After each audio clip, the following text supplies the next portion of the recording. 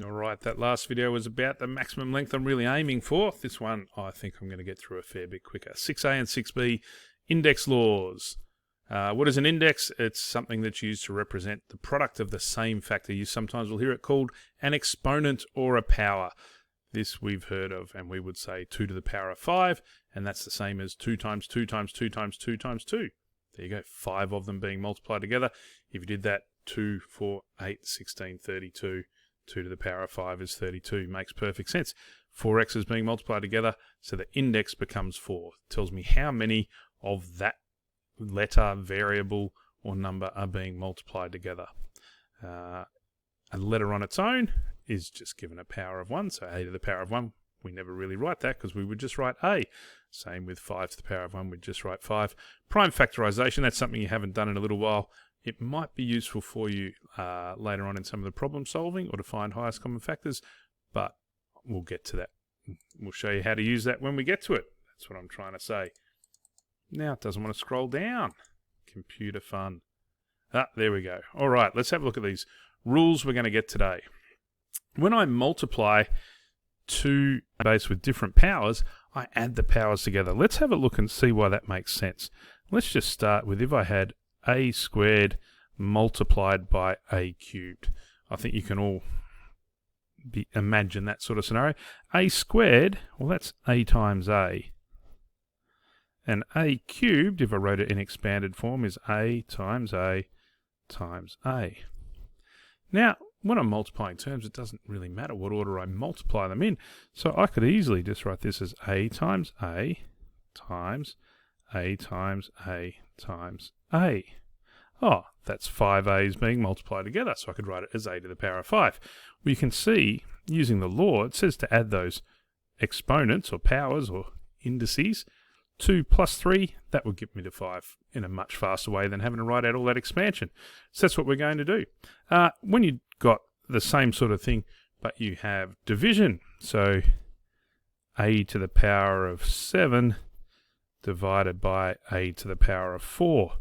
Well, I could write it out as a big long, why did I choose 7? 4, 5, 6, 7. Big long expanded fraction, a to the power of 4, a times a times a times a.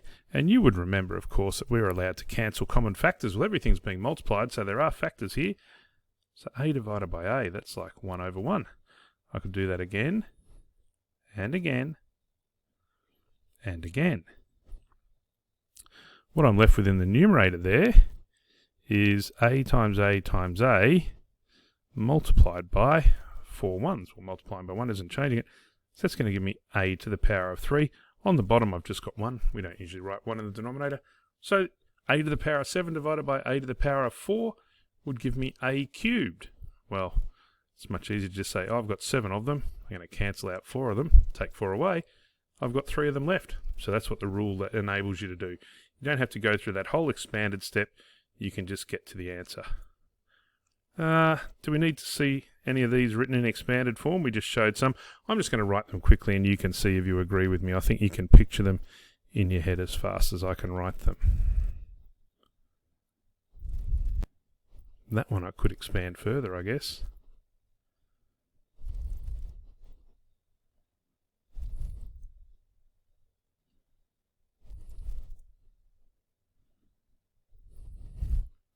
Look at the last one here.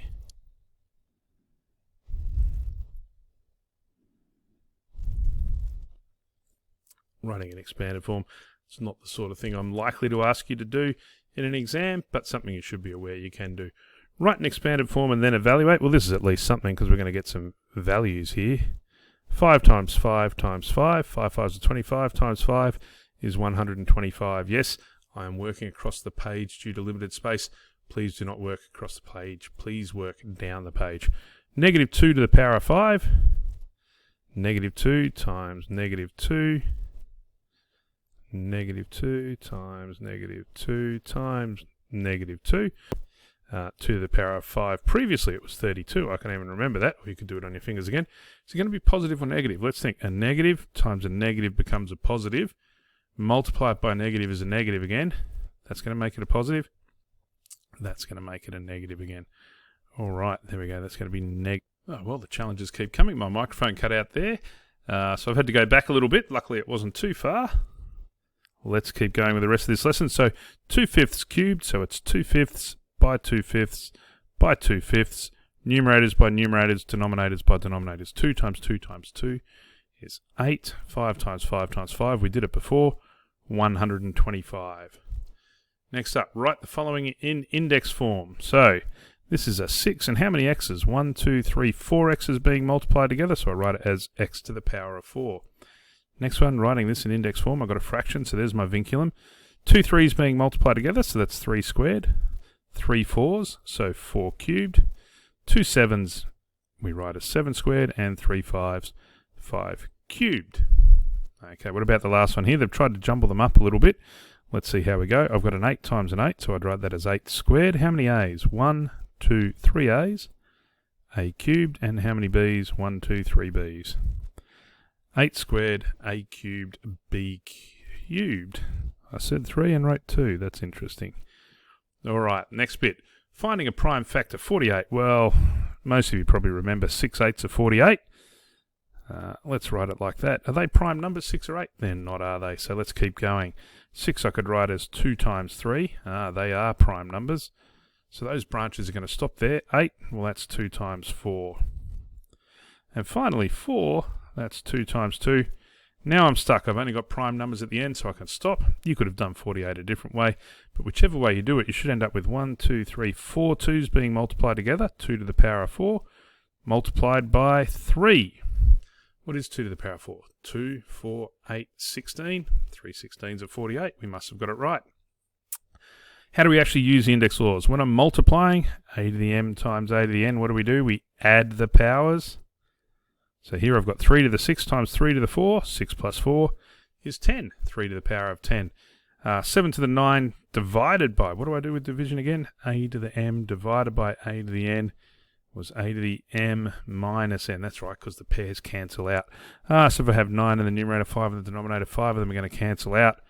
Or 9 minus 5 leaves me with 4. 7 to the power of 4. There are some for you to try on the right. I think I'm going to persevere and do all examples 6 and 7 first, then give you a chance to do yours and see how you go. Simplify the following using the first index law. So when I'm multiplying, I add them. 4 plus 5, 9. Next one here, make sure your index law says the bases have to be the same. So here I've got 3 x's, there I've got 2 more. Altogether, that's 5 x's being multiplied together, so the index or the power is 5. 4 y's multiplied by another one, also 5 y's being multiplied together. I can't join my x's and y's together there. Lucky last, 3 times 2, well that's 6. Get your numbers out of the way first, then focus on your letters. M to the power of 4 times m to the power of 5. 4 plus 5 makes 9. 9 of them all together. What about if I'm doing division? Easy enough. X to the power of 10 divided by x squared. Well, 10 minus 2 is 8, so that's x to the power of 8. Lucky last, we've got a fraction one here. Simplifying the numbers first. 4 goes into 8 twice, and in the 12 3 times. I'm going to write 2 on the numerator, 3 on the denominator. Now, let's see. I've got 6 a's on the top and 2 on the bottom. So if 2 on the bottom cancel with 2 on the top, I'm still left with a to the power of 4 on top. What about my b's? 3 on the top, 2 on the bottom. If I cancel 2 of them, I've still got one lonely b left on the top there. So the answer would be 2 a to the power of 4b, all divided by 3. Lucky last, and I'm desperately trying to get in under the 10 minutes here. X squared times x cubed divided by x to the power of 4. I can just follow my rules left to right. There's going to be 2 plus 3 minus 4, which is just going to leave me with x. What about the next one? Oh, simplifying. 4 goes into 8 twice, and I'm going to be left with 2 times 2 equals 4. On the top, I've got 3 a's and another 2 a's. That's 5 a's. I've got 4 on the bottom, so 4 of them cancel out. I'll just be left with 1 a on the top. And what about my b's? I've got 1 multiplied by another 3. That's b to the power of 4. 2 of them are going to cancel, so I'm left with b squared. You could do it in more steps, but I think you're all capable of doing it to there. All right, pause the video. You've got a little bit of time just to do those now your try ones, and then you can check them, and you'll be on your way ready to get going with the exercise. Good luck, guys. And there you go. You can pause again to check your answers, and hopefully you got them A-OK, and you're ready to get stuck into your exercises. have a go at the little Venn diagram, something a bit different today. I'll put the answer there for you to check out if you want to. And we will see you in the next video. Keep up the great work here, Nines. You're doing a good job. Cheers.